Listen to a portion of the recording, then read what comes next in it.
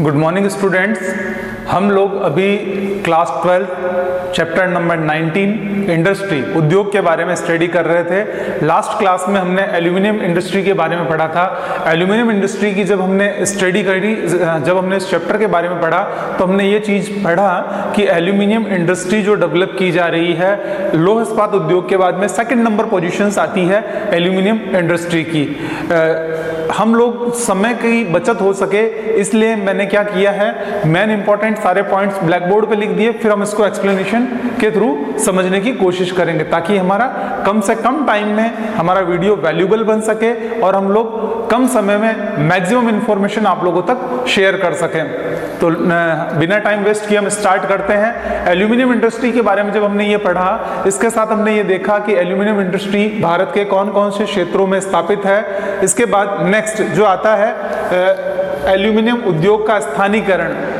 Aluminium उद्योग का स्थानीकरण मतलब उद्योग कौन कौन से एरिया में मुख्य रूप से स्टेब्लिश हुआ है, उन सारी इंडस्ट्री के बारे में हम लोग स्टडी करेंगे। सबसे पहले हम लोग ये बात करते हैं कि एल्यूमिनियम जो उद्योग है वो जहाँ डेवलप हुआ है, इसके लिए हमने कल पढ़ा था कि इसके लिए जो कच्चा धातु है वो है बॉक्साइट। बॉक्साइट से एल्यूमिनियम बनाया जाता है। एल्यूमिनियम जब हम बनाने की बात करते हैं तो 5 टन हमें बॉक्साइट चाहिए और विद्युत शक्ति की हमें बहुत अधिक आवश्यकता होती है। जहाँ विद्युत शक्ति और बॉक्साइट पर्याप्त मात्रा में अवेलेबल है वहीं पर ये इंडस्ट्री डेवलप होती है। तो मेनली जहाँ ये इंडस्ट्री डेवलप हुई है, पहला आता है Indian aluminium company. Indian aluminium company INDAL, Indian aluminium company.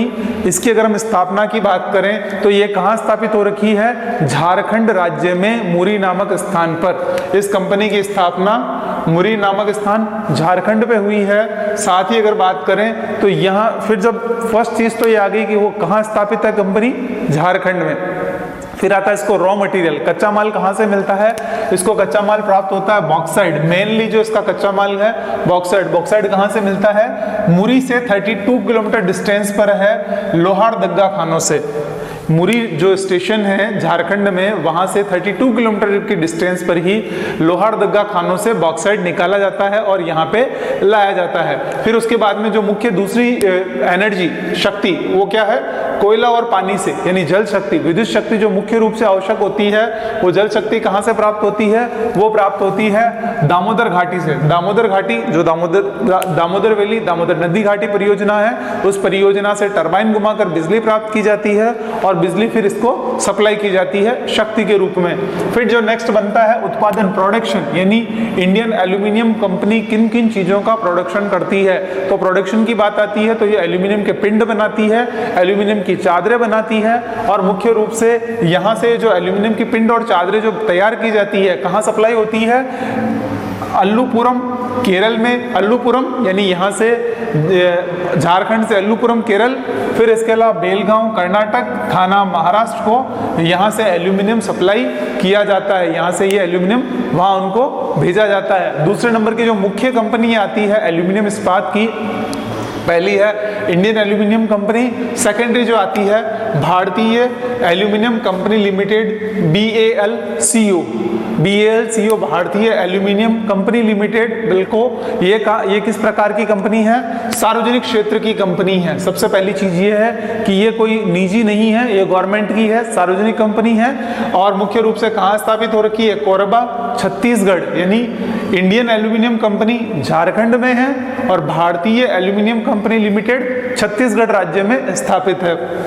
फिर साथ ही आती है कि इसकी प्रोडक्शन पावर, उत्पादन क्षमता कितनी है, इसकी उत्पादन क्षमता 2 लाख टन है। 2 लाख टन वार्षिक रूप से यहाँ से उत्पादन किया जाता है। फिर बात आती है कि जब हम किसी इंडस्ट्री की स्थापना देख लेते हैं, स्थापना के बाद फिर नेक्स्ट क्या बनेगा, हमारे दिमाग में क्लिक करना चाहिए कि रॉ मटेरियल, कच्चा माल और विद्युत शक्ति कहाँ से प्राप्त होती है। तो भारतीय लिमिटेड एल्यूमिनियम कंपनी लिमिटेड को बॉक्साइट कहाँ से प्राप्त होता है, इसको बॉक्साइट विद्युत कोरबा तापीय क्षेत्र से प्राप्त होता है। कोरबा तापीय क्षेत्र जहां से इसको बॉक्साइट और विद्युत दोनों चीजें मिल जाती है, यानी रॉ मटेरियल के रूप में बॉक्साइट और एनर्जी के रूप में जल शक्ति विद्युत, दोनों कहां से मिलती है, अमरकंटक जो कि मध्य प्रदेश में है। यानी ये कंपनी स्थापित हो रखी छत्तीसगढ़ में और इसको जो रॉ मटेरियल बॉक्साइट और विद्युत कहां से प्राप्त हो रहा है, अमरकंटक मध्य प्रदेश से। आप लोगों को जानकारी है कि छत्तीसगढ़ मध्य प्रदेश से अलग होकर बना हुआ नया राज्य है। यानी ये पहले अगर पूछा जाए भारतीय एल्यूमिनियम कंपनी लिमिटेड 2000 से पहले किसमें थी? मध्य प्रदेश में थी। अब ये मध्य प्रदेश से नया राज्य बना छत्तीसगढ़, उसमें चली गई और रॉ मटेरियल इसको मध्य प्रदेश के अमरकंटक से प्राप्त होता है। फिर है ये BALCO यानी भारतीय एल्यूमिनियम कंपनी लिमिटेड ने अपना एक संयंत्र कहाँ किया? महाराष्ट्र में भी स्थापित किया। इसने अपनी एक ब्रांच महाराष्ट्र में स्थापित की है, रत्नागिरी में उसको स्थापित किया गया। यानी रत्नागिरी में इस कंपनी की एक और नई ब्रांच स्थापित की गई है। फिर आती है नेक्स्ट एल्यूमिनियम कंपनी की जो तीसरी ब्रांच है वो है Hindustan aluminium corporation limited. Very important, Hindustan aluminium corporation limited. फिर ये कारखाना कहाँ स्थापित हो रखा है? वही महत्वपूर्ण चीजें, 3-4 चीजें बनती है इंपॉर्टेंट। सबसे पहली चीज, कारखाने की स्थापना कहाँ हो रखी है? रेनकुट सोनभद्र झारखंड में, यानी रेनकुट सोनभद्र जिले में स्थित है। रेनकुट जगह का नाम है, कहाँ स्थित है? सोनभद्र जिले में है। और सोनभद्र जिले कौन से डिस्ट्रिक्ट में है? झारखंड जिले में इसको स्थापित किया गया है। फिर अब बात आती है कि जब हम इन इंडस्ट्रीज की बात कर रहे हैं तो ये इंडस्ट्रीज कहाँ डेवलप हो रखी है, इसका मैप में हमें जानकारी होनी चाहिए। मैंने आपको पहले भी बताया था, जब आप लोह इस्पात उद्योग कंपनी की तैयारी करें, चैप्टर को तैयार करें तो मैप बना लें, कहाँ कहाँ वो इंडस्ट्री डेवलप है, उस इंडस्ट्री को मैप में लोकेट कर दें और फिर उसके बाद उस कंपनियों के नाम लिख दें, किसके सहयोग से स्थापित हुई, कच्चा माल कहाँ से प्राप्त होता है, उत्पादन कितना है। इसी तरह से आप एल्यूमिनियम का भी कर सकते हैं। एल्यूमिनियम में सबसे पहली चीज आती है, ये मुरी नामक स्थान पर इंडियन एल्यूमिनियम कंपनी कहाँ स्थापित हुई है? मुरी। मुरी कौन से स्टेट में है? झारखंड में। तो ये यहाँ पे बिहार के पास में यहाँ पे ये मुरी जो स्थापित की गई है। दूसरी आती है भारतीय एल्यूमिनियम कंपनी, ये कहाँ है? कोरबा छत्तीसगढ़। तो ये मध्य प्रदेश से यहाँ ये अलग होकर बना हुआ है, कोरबा छत्तीसगढ़ यहाँ पे। और तीसरी फिर जो कंपनी आती है रेनकुट सोनभद्र जिले में झारखंड में। तो ये रेनकुट ये यहीं पे झारखंड में इसमें नीचे की तरफ यहाँ स्थापित हो रखी है। फिर हमने अभी तक इसमें ये बात करी थी कि जो हिंदुस्तान एल्यूमिनियम कॉर्पोरेशन लिमिटेड जो सोनभद्र झारखंड में, यानी ये तीसरे नंबर की कंपनी है।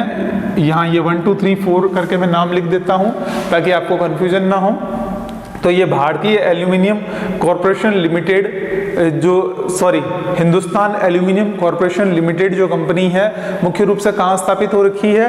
यह स्थापित हो रखी है कारखाना रेनकुट सोनभद्र जिले में झारखंड में स्थापित हो रखा है। और इसकी ईयरली प्रोडक्शन, वार्षिक उत्पादन क्षमता कितनी है?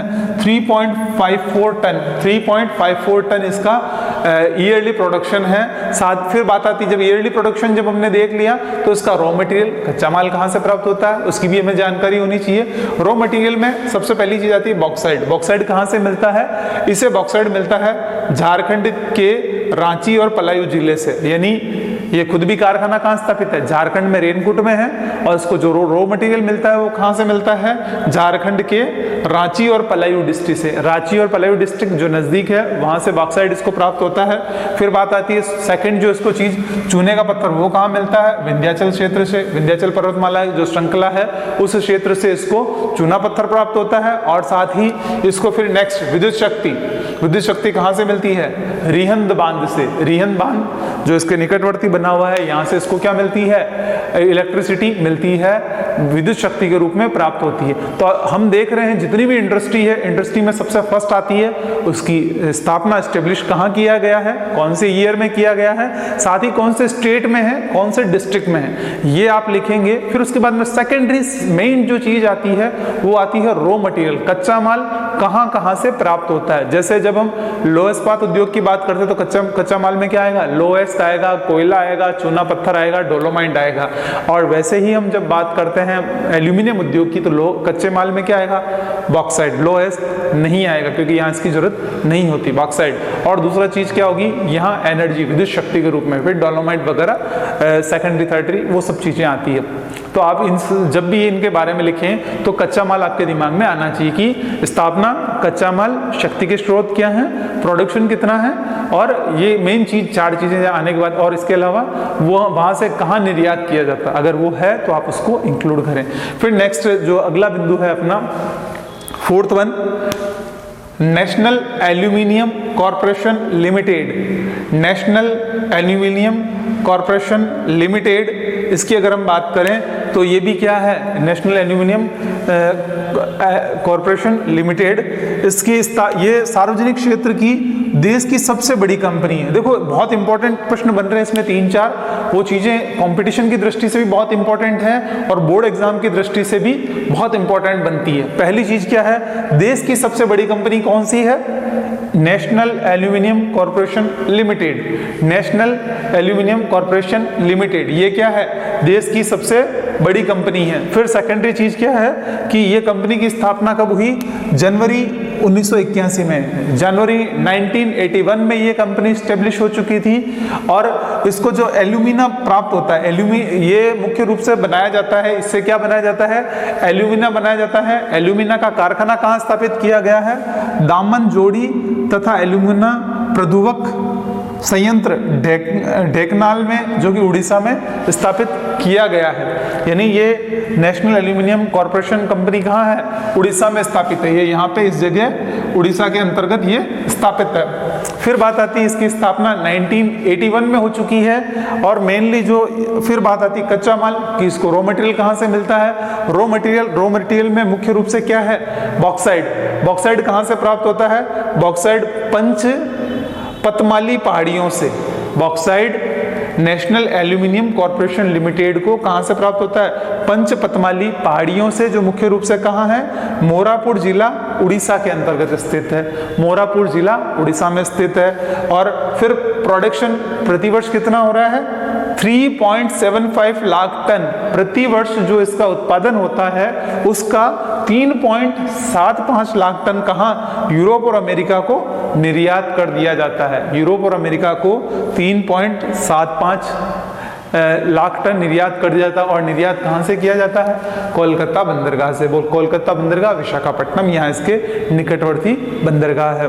फिर आती है इंपॉर्टेंट चीज, इसका प्रोडक्शन कितना हो रहा है, टोटल प्रोडक्शन आता है 21 लाख टन प्रति वर्ष। एवरी ईयर 21 लाख टन यहाँ से एल्यूमिनियम उत्पादित किया जाता है। इसी के साथ ये एशिया का सबसे बड़ा एल्यूमिनियम उत्पादक कारखाना है। यानी भारत की तो ये सबसे बड़ी नंबर 1 कंपनी है ही, साथ ही एशिया का सबसे बड़ा एल्यूमिनियम उत्पादक कारखाना कौन सा है, नेशनल एल्यूमिनियम कॉरपोरेशन लिमिटेड, जो कि कहां, कौन से राज्य में है, उड़ीसा राज्य के अंतर्गत स्थापित हो रखा है।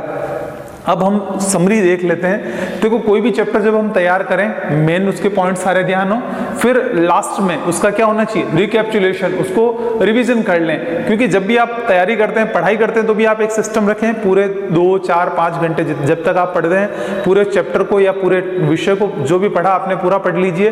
उसके बाद क्या कीजिए, बुक बंद किया और लास्ट में रिवाइंड यानी आपने जो पढ़ा उसको समरी से देख लें, समराइज कर लें। तो आज हम इस चैप्टर का पुनः समराइजेशन कर लेते हैं। सबसे पहले हमने स्टार्ट किसकी की, उद्योगों के स्थानीकरण। कौन से उद्योग के, एल्यूमिनियम उद्योग की स्थानीकरण की।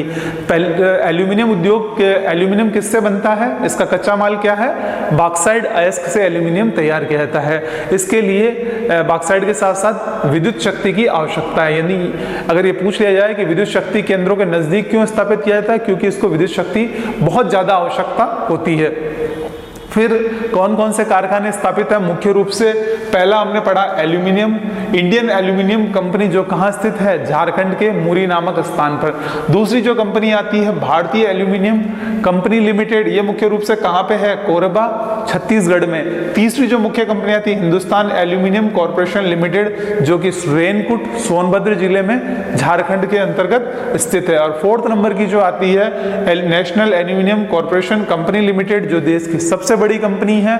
ये मुख्य रूप से कहां स्थापित हो रखी है, इसकी अगर बात की जाए तो ये उड़ीसा के अंतर्गत ही इसका मुख्य रूप से कारखाना आता है। और ये एशिया की सबसे नंबर 1 कंपनी है प्रोडक्शन वाइज, उत्पादन में। तो इस प्रकार हमने उद्योगों का जो है एल्यूमिनियम उद्योग, उसके स्थानीकरण के केंद्र बिंदुओं के बारे में अध्ययन किया और ये कहाँ स्टेब्लिश हुआ है, किस प्रकार इसमें कार्य किया जा रहा है। और प्रोडक्शन वाइज अगर हम देखें तो नंबर 1 कौन सी आ रही है, national aluminium corporation company, national aluminium corporation limited number 1 है। इसी के साथ हम ये चैप्टर का एंड करते हैं। Thank you very much.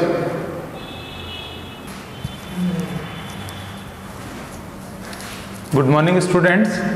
हम लोग इंडस्ट्री के बारे में डिस्कस कर रहे थे। इंडस्ट्री में सबसे पहले हमने आयरन इंडस्ट्री के बारे में बात की थी, लौह इस्पात उद्योग जिसे आधारभूत उद्योग कहा गया है। उसके बाद हमने एल्यूमिनियम इंडस्ट्री के बारे में बात की। आज हम लोग सीमेंट इंडस्ट्री के बारे में डिस्कस करेंगे।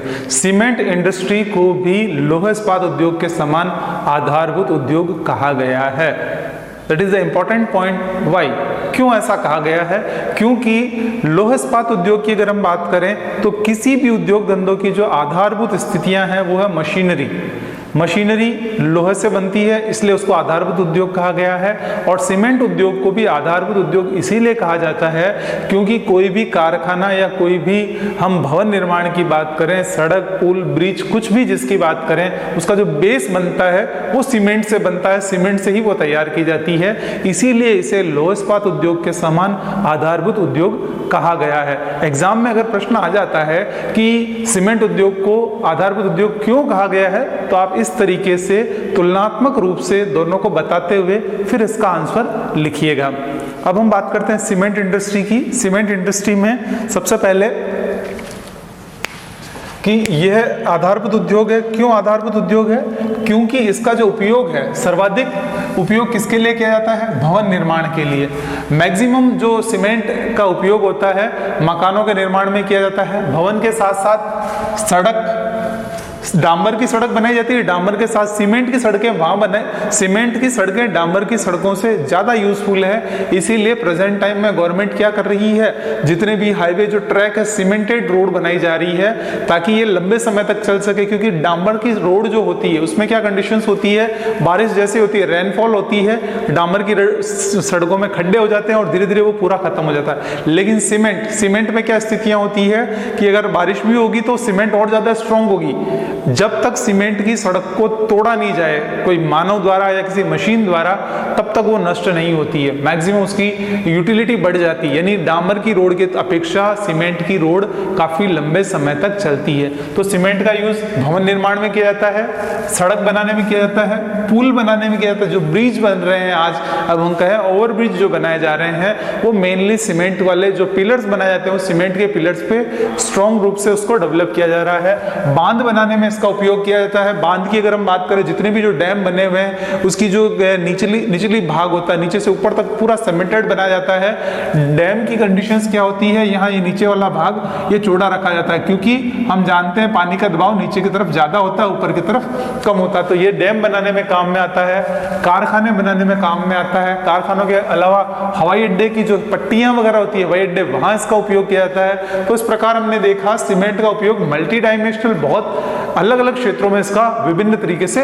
उपयोग किया जाता है। फिर बात आती है नेक्स्ट, इसकी विश्व में कंडीशन क्या है? विश्व में उत्पादन में नंबर 2 पे है, यानी इंडिया। जैसे हम कहें पॉपुलेशन में सेकंड नंबर की पोजीशन पे है, वैसे के वैसे सीमेंट उत्पादन में भी सेकंड नंबर की पोजीशन है। जनसंख्या और सीमेंट में दोनों सिमिलर देश हैं। चीन विश्व में सबसे ज्यादा सीमेंट उत्पादक देश है। चीन के बाद दूसरे नंबर में, सेकंड नंबर में अगर आता नाम है तो विश्व का सबसे बड़ा उत्पादक देश चीन के बाद भारत ही है सीमेंट में। फिर हम आगे बढ़ते हैं, सीमेंट की जो विकास हुआ, डेवलपमेंट कैसे हुआ, भारत में सीमेंट उद्योग कब से शुरू हुआ? देखिए, कोई भी इंडस्ट्री है उसमें 3 पहलू आते हैं। पहला हिस्ट्री, उसका इतिहास कि पहले क्या था, कैसे विकास हुआ। सेकेंडरी, प्रेजेंट टाइम की कंडीशन। देन थर्ड, फ्यूचर कि आगे उसकी प्रोसेसिंग क्या है। तो भारत में जो सबसे पहले सीमेंट उद्योग के जो लिए विकास किया गया, पहला प्रयास किया गया था, वो फर्स्ट प्रयास कब था? 1904 में मद्रास में किया गया। 1904 में प्रथम प्रयास किया गया जो समुद्री सीपियों से बनाई गई। सीमेंट किससे बनाई गई? समुद्र की जो सीपियां होती है उनका चूरा करके उससे सीमेंट बनाने के लिए प्रयास किया गया, लेकिन यह प्रयास कैसा रहा? सफल नहीं हो पाया। यानी 1904 में भारत में पहली बार मद्रास में सीमेंट बनाने का प्रयास किया गया, लेकिन वो सक्सेसफुल नहीं हो पाया। फिर उसके बाद में प्रयास रुक गए। वास्तविक प्रयास, रियल जो स्टार्टिंग हुई थी, वास्तविक प्रयास कब से हुए? 1912 1913 से 1912 और 1913 में सीमेंट बनाने के लिए वास्तविक प्रयास हुए और भारत में विभिन्न अलग अलग जगहों पर अलग अलग इंडस्ट्रियां डेवलप की गई और उसके लिए कार्य शुरू किए गए और 1914 में इससे उत्पादन होना शुरू हो गया। अब ये विकास कहाँ कहाँ हुए, कौन कौन से एरियाज में ये डेवलप किए गए, उसमें मेन जो पार्ट है वो हम यहाँ बात करेंगे। भारत में मुख्य रूप से कटनी पहला क्षेत्र एमपी में है, कटनी, जहां पर कटनी मध्य प्रदेश, वहां खटऊ कंपनी द्वारा, आपको ध्यान रखना है प्लेस और कौन सी कंपनी के सहयोग से सीमेंट इंडस्ट्री डेवलप हो रही है। पहला प्लेस स्थान है खटऊ, कटनी क्षेत्र है मध्य प्रदेश में और खटऊ कंपनी द्वारा इसको स्थापित किया गया। दूसरा जो क्षेत्र है राजस्थान का लाखेरी, कौन से डिस्ट्रिक्ट में है, बूंदी डिस्ट्रिक्ट में है और राजस्थान, यानी लाखेरी बूंदी डिस्ट्रिक्ट में राजस्थान में क्लिक निक्सन कंपनी द्वारा इसको डेवलप किया गया, क्लिक निक्सन कंपनी द्वारा इसको विकसित किया गया। देन उसके बाद नेक्स्ट जो आता है वो है पोरबंदर, गुजरात के अंदर सीमेंट उद्योग की जो इंडस्ट्री डेवलप की गई, इस इंडस्ट्री को गुजरात में डेवलप किया गया टाटा सन्स द्वारा, टाटा सन्स कंपनी द्वारा इसको स्थापित किया गया। ये सारी इसके द्वारा स्थापित हुई और इसका जो प्रोडक्शन शुरू हुआ, इससे जो उत्पादन शुरू हुआ, कब से हुआ, 1914 से इसका उत्पादन होना शुरू हो गया, यानी 12-13 में इनको एस्टेब्लिश किया गया और 1914 में प्रोडक्शन शुरू हो गया, यानी विद इन 1.5 ईयर इनमें प्रोडक्शन स्टार्ट हो चुका था। अब हम बात करें, नेक्स्ट आगे बढ़ते हैं कि जो डेवलपमेंट की प्रोसेस है, उस प्रोसेस पे हम डिस्कस करते हैं कि 1919 में सीमेंट कंपनियों की संख्या कितनी हो गई, 19 हो गई। देखो यहाँ सिमिलरिटी आ रही है, ईयर कौन सा है, 1919 और टोटल नंबर ऑफ सीमेंट्स जो कंपनीज है उनकी कितनी हो, वो भी 19 हो गई। 1919 में 19 सीमेंट कंपनियां हो गई और उसके बाद में यहाँ कंडीशंस क्या आ रही है, 1914 से 1919 में विश्व में एक प्रमुख घटना घटित हुई। वो कौन सी घटना थी, सेकेंड वर्ल्ड वार, सॉरी प्रथम विश्व युद्ध 1914 से 1919, सेकेंड वाला 1939 से शुरू हुआ था। तो पहला विश्व युद्ध हुआ, इस विश्व युद्ध के समय में भारत में सीमेंट के इस फैक्ट्री पे इतना ध्यान नहीं दिया गया, इसलिए संख्या क्या हुई, 19 तक पहुंच पाई। फिर 1934 में 1934 में एसोसिएशन सीमेंट कंपनी लिमिटेड की स्थापना हुई, एसोसिएशन सीमेंट कंपनी लिमिटेड की स्थापना हुई। 1937 में डालमिया सीमेंट ग्रुप डेवलप किया गया, 1937 में डालमिया सीमेंट ग्रुप डेवलप किया गया और साथ ही फिर हम बात करें 1947 तक आते आते कुल 23 कारखाने हो चुके थे। 1947 में भारत में टोटल 23 इंडस्ट्री डेवलप हो चुकी थी। फिर हमें पता है एक बहुत दुख भरी घटना घटित हुई भारत में कि इससे अंग्रेजों की कूटनीति के कारण ये दो भाग में धर्म के आधार पर बट गया, हिंदू और मुस्लिम। मुस्लिमों ने क्या किया कि पाकिस्तान की जो रचना की गई वो धर्म के आधार पर की, जो मुस्लिम होंगे वो पाकिस्तान में रहेंगे, हिंदू रहेंगे वो हिंदुस्तान में रहेंगे। इस तरह की एक घटना घटित हुई।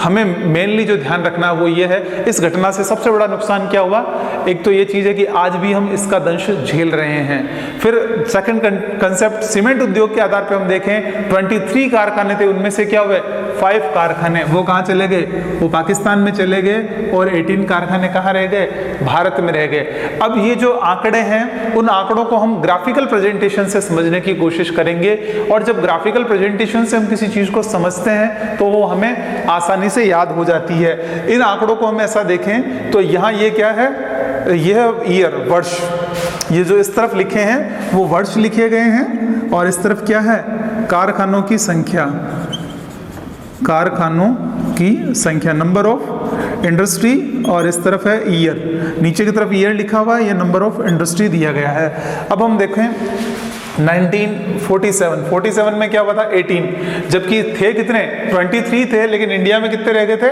18 रह गए थे। इसलिए हम यहाँ जो डिजिट रखेंगे कि 1947 में इंडिया में 18 इंडस्ट्री थी सीमेंट की उद्योग की। फिर उसके बाद में 1925 में ये बढ़ गई, कितनी हो गई 21, यानी 18 से 21 कारखाने स्थापित हो गए।